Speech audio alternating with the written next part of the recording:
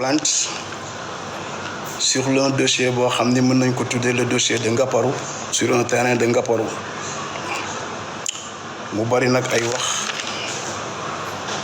ndax ñun dañu préféré woon garder le silence par rapport à ce dossier parce que mënuñu fi woon nekk di werante ak koo xam ni tey suñu moroomu rakk la wala suñu jarbaat la di jigéen tam dolli ci ñu nekk fi di werante ak moom. On avait préféré de se taire bàyyi ko moom mu yor wax ji ba yoon def liggéeyam. Terrain bi nag ma expliquer leen ni mu demee en 2018 Awa Baldé ci moom ci boppam moo ñëw ci sama bureau bu nekk Dakar à Albert Sarraut foofu nekkoon un bureau de transit et un bureau de Jador vers les années 2018 bi mu ñëwee ni dafa am un terrain bu muy jaay. Terrain bi mi ngi nekk Ngaparou daf ko bëgg a jaay ñëw déclarer ma le terrain en tant que tel. Ma ne ko le terrain ne m'intéresse pas, j'ai pas de projet ci zone boobu duma soxla jënd terrain côté boobu. Bi loolu jàllee aussi mu ñëwaat une deuxième fois ni ma dama nekk dans des difficultés, dama am ay biens yu bari yu nekk foofu, benn villa bu nekk Grand Mbour ak un terrain à Ngaparou. Grand foog nga jënd ci benn, soit villa bi wala terrain bi. Bi ma toppee lu yàgg mu ñëw ma ne ko indil këyit yi ma xool. Elle est venue indil ma les documents. Bi ma xoolee les documents, Awa Baldé porté une plainte. mu ni ma terrain bi Daniel moo ko moom. Daniel mooy suma jëkkër moom terrain bi. ma ne ko mais ci turam la nekk te mënoo jaay lu nekk ci turu nit. mu dem ñëwaat indil ma une procuration notariée et valide boo xam ne nii Daniel moo ko defal pour mën ko permettre mu jaay le terrain. bi mu ñëwee ñu waxaale. Elle était venue en premier pour dire que terrain bi 75 millions laa koy jaayee. ma ne ko ça m'intéresse pas. mu wax ba ñu waxaale ci 50 millions avec une procuration notariée valide du terrain.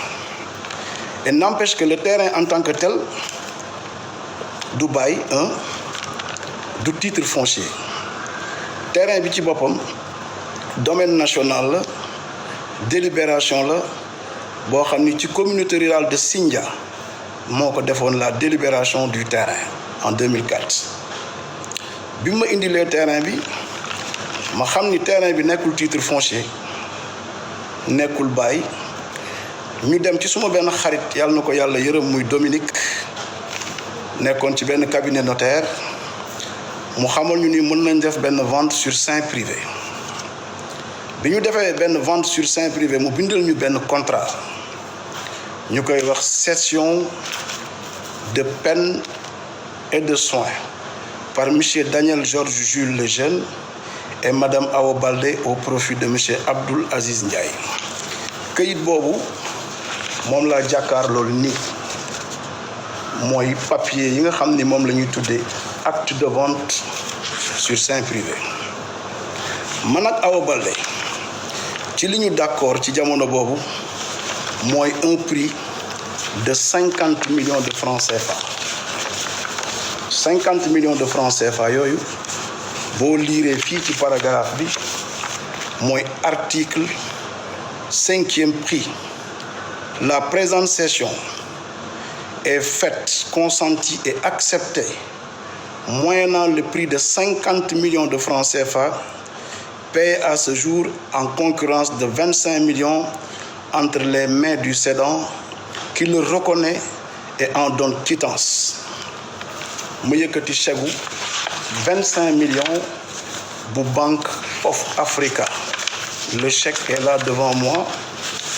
dinaa leen ko won pièce par pièce. Inch'Allah. Le chèque est là. C'est un chèque de 25 millions. Mon premier acompte bi nekkoon ci acte de vente bi atteste, je sous-signe, Awa Baldé né telle date et telle date, atteste avoir reçu ce chèque de 25 millions. Mi ngi nii un chèque de Bank of Africa, Awa Baldé jël ko depuis 2018. Et tout le reliquat du reste de l'argent yi nga xam ne moo nekkoon ci suñu ay contrat mu ni ma terrain bi Daniel moo ko moom. Awa Baldé moo yónni si ci ko jël si bi mu ñëwee dolli nañ ko ci beneen 1 million. Awa Baldé moo ko yónni te ki mu yónni woon mi ngi tuddoon El Hadji Mamadou Seck mu njëkk a ñëw ñu jox ko 5 millions. Awa Baldé ci boppam ñëwaat na jël fa 3 millions, chèque baa ngi nii ci boppam. Awa Baldé ñëwaat na jëlaat fa beneen 3 millions, chèque baa ngi nii. Awa Baldé ñëwaat na jël fa 10 millions, jëlaat fa 4 millions, jël na fa au total une somme de 50 millions payée intégralement avec les décharges et signatures de Madame Awa Baldé. Bi loolu lépp jàllee Awa Baldé ci boppam ñëw na en 2020 ni ma léegi dama lay defal la mutation du terrain mu ñëw ni ma 1,7 million mooy def mutation bi mu ñëw ma yëkkati une chèque de 1,6 million, chèque baa ngi nii mu bind je sous-signe Awa Baldé numéro carte d'identité tel atteste avoir reçu le 1er 7e mois ce chèque. Le motif du chèque était pour les frais de mutation du terrain cédé à monsieur Abdoul Aziz Ndiaye. moom moo ñëw ci boppam xaalis bi nga xam ne nii tapoter leen live bi visibilité restreinte ñu ngi koy signalé moom ba ci xaalisu mutation bi moom Awa Baldé moom moo ko jël si te li ma seqoon ak moom muy 50 millions yi Awa Baldé est majeur, vacciné, sait lire et écrire.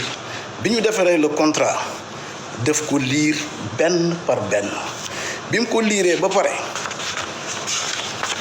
jël 50 millions signature acte de vente baa ngi nii lii mooy signature Awa Baldé lii mooy sama signature loolu la ñu d'accordoon mooy acte de vente terrain bi nag Awa Baldé moo yónni si ki ko jël si bi mu ñëwee dolli nañ ko ci beneen 1 million Awa Baldé moo ko yónni